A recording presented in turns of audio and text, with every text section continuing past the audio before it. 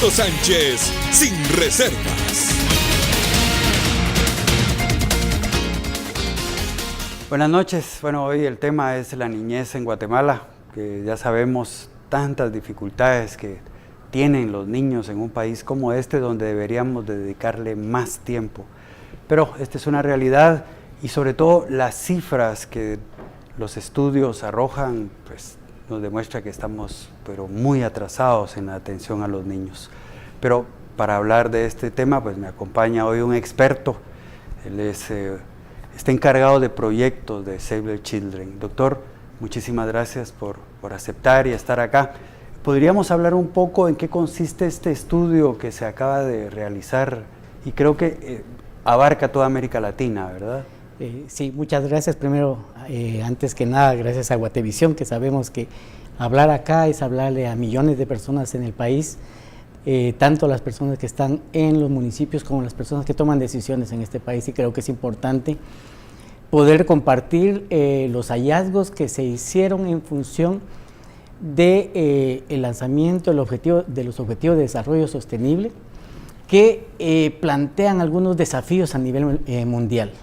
Save the Children, entonces, a nivel global hace un esfuerzo de recopilar información oficial de cada uno de los países del mundo y plantea entonces no solamente una situación que a veces atañe directamente o internamente a un país, sino que nos pone también en el contexto del concierto internacional de las naciones y cómo los niños y niñas están vistos en esa parte. De esa cuenta, pues estamos lanzando desde el 1 de junio un estudio que se llama En deuda con la niñez. Sin embargo, el texto original en inglés es niñeces robadas.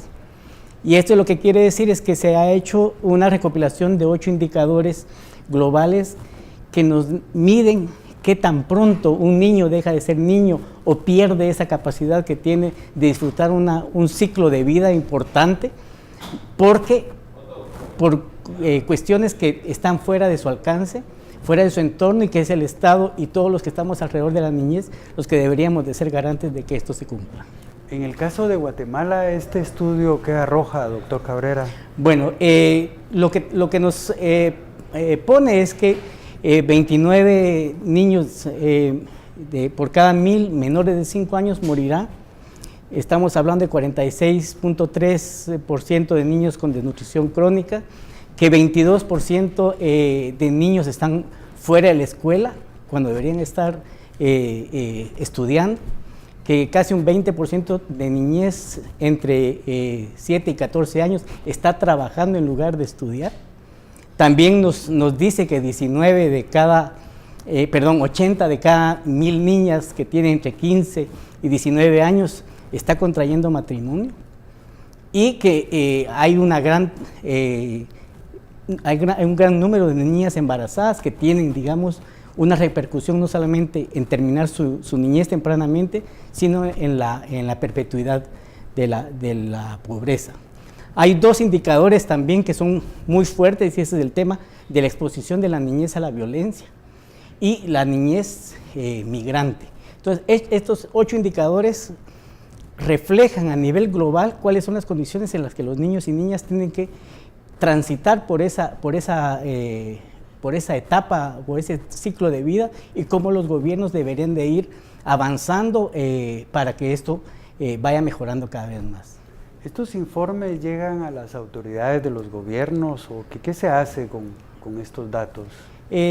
Esta campaña o este lanzamiento global lo que pretende es primero una primera difusión entre el público en general y entre tomadores de decisión, para que se puedan ir abriendo también esos espacios de diálogo que se tienen que tomar con personas a nivel de Estado que tienen que tomar decisiones y que pueden formular tanto leyes como políticas públicas que sea necesario aplicar para que estos indicadores mejoren. En la experiencia que ustedes tienen, ¿hay respuesta gubernamental a estas frías estadísticas que arrojan estos estudios? Tenemos que decir que el informe no nos pone en una situación ejemplar, digamos, a nivel de Latinoamérica. De 172 países evaluados a nivel global, estamos ocupando el puesto 147. y no hay ningún país de Latinoamérica que esté debajo de nosotros. Eso quiere decir que tenemos una situación compleja, ya digamos en los indicadores que manejamos, pero cuando nos tenemos que comparar con nuestros pares o nuestros países, digamos, vecinos, vemos que Honduras y El Salvador todavía están en una situación mucho mejor, y eso también nos dice que en ese nivel también deben de ser los esfuerzos que tienen que ser dirigidos para que la situación de la niñez mejore en el país. Guatemala siempre nos han comparado con Haití. ¿Este estudio cómo nos pone en relación a esa isla? En relación a Haití, Haití está en el puesto 132, ¿verdad? Todavía está 15 puestos mejor que nosotros. Nosotros estamos rankeados dentro de los países de África y de Asia, digamos que tienen un menor desarrollo humano, ¿verdad? Sin embargo, tenemos que decir que Guatemala no es un país pobre, ¿verdad? Está rankeado entre los países de renta media, entonces dice mucho de qué es lo que están reflejando esos números y qué es lo que deberíamos de tener como un país que tiene los recursos suficientes para mantener a su niñez en una mejor forma. Porque aquí todavía seguimos viendo que siguen muriendo niños producto de la desnutrición. Eso, o sea, son las preguntas que yo siempre me vivo haciendo, ¿verdad? ¿Cómo puede ser posible esto hoy en día? Sí, y todavía, digamos, detrás de las estadísticas hay algo un poco más preocupante. Con el avance que se tuvo, digamos, con las metas que se fijaron en los Objetivos de Desarrollo del Milenio, que cierran, digamos, en el 2015, los países hicieron avances significativos. De hecho, Guatemala hizo algunos avances, desafortunadamente retrocedió en algunos, pero más allá de eso es que también generamos muchas bolsas de exclusión, que hace que hay muchos niños en este momento que quedaron fuera del alcance de lo que los Objetivos de Desarrollo del Milenio quisieron. Y los gobiernos en ese momento también se han comprometido a decir, bueno, vamos a llegar a aquellos que están mal, pero vamos a llegar primero a aquellos que están todavía en mayor desventaja. Y esto es, digamos, algo que nosotros hablamos de cómo alcanzamos hasta el último niño y niña. Ese que está excluido, a veces intencionalmente y a veces por negligencia, para que accese, digamos, a esos servicios que son fundamentales y que le permitan tener una niñez sana y digna. Y eso es algo que es la lucha que Save the Children tiene a nivel global. Tenemos una campaña global que está bien, hagan sus acciones, pero vayan a los más excluidos primero, porque acá tenemos una mezcla tóxica entre pobreza y exclusión.